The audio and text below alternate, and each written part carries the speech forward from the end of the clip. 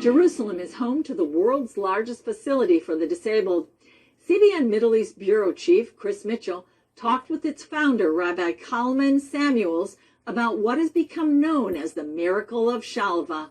Rabbi Kalman Samuels, we're in Shalva, which is the largest facility of its kind in the world. Tell us, what is Shalva and how did it get to this point? It's an organization that my wife and I set up many years ago, and its source of that name is biblical. It's Psalms 122, verse 7. May there be peace in your walls, Shalva, serenity, within your palaces. We chose that name because what we desire to do in this organization is to provide serenity and peace of mind for people who don't have it. But it started with your son, Yossi. Tell us about that. Our second child, Yossi, at the age of 11 months, was taken by Malki to a public health center to get a routine vaccination. And unbeknown to her and unbeknown to the community, they were having problems with a batch of that vaccine. Yossi was injured, and he became blind, deaf, and very hyperactive. So our lives got flipped on its head. And 7 years later, we were witness to the Helen Keller miracle, where Yossi got suddenly a breakthrough to communication when a woman in a deaf school spelled the word table in Hebrew letters in the palm of his hand, and he suddenly realized that that was this object. He quickly learned how to spell.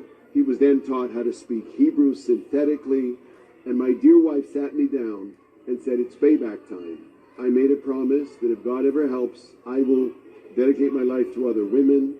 God has helped, and I want to set up a center to help these youngsters. It started with 6 children in one garden apartment. Malki ran the programs. By this time I was in the computer field, and it kept growing in leaps and in bounds. And today, indeed, we serve over 1,000 people a day from birth all the way to adulthood, and with their families, providing quality of life to them and their families.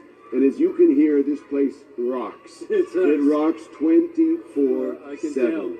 And also, Shalva has made world news not long ago. The Shalva band played for Eurovision, where literally hundreds of millions of people saw the Shalva band. Tell us about that. The goal of all our programs at Shalva is to focus on abilities and not on disabilities, and try to maximize those abilities.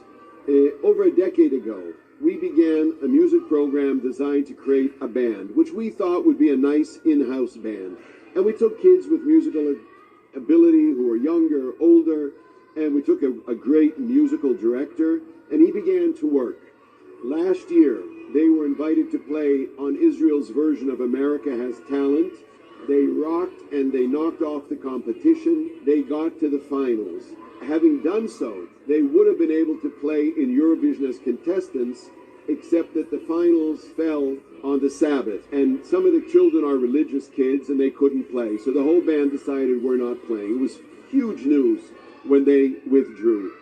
But then the Eurovision folks came back and said, we'd like them to play as guest artists at Eurovision.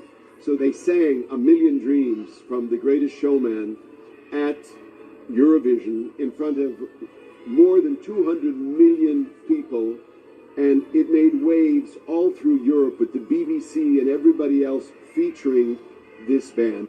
But it's not about us. It's about every one of us as human beings, that we have to have our dreams, we have to follow our dreams, and with God's help, these dreams can come true.